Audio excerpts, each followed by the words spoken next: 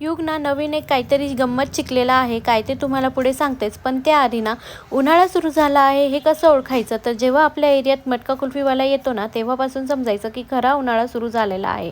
आणि आम्ही आज या उन्हाळ्याची पहिली मटका कुल्फी तर मस्तपैकी एन्जॉय केली. त्यानंतर गावात जायचं होतं म्हणून युगला घरी झोपवलं आणि आम्ही गावात गेलो. गेल्यानंतर सर्वात आधी पायनॅपल ज्यूस घेतलं आणि मग बाकीच्या कामांना सुरुवात केली. येताना आहे ना युगसाठी हे बबल्स आणलेले होते, ते त्याला खूप जास्त आवडतात.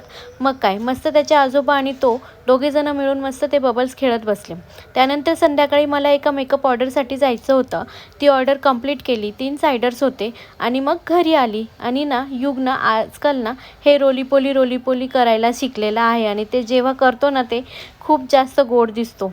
आणि संध्याकाळी त्याचे पप्पा घ्यायला आलेले होते आणि गाडीत बसल्यानंतर गाण्यांचा आवाज ऐकला की युगला असं असं काही डान्स करायचा असतो.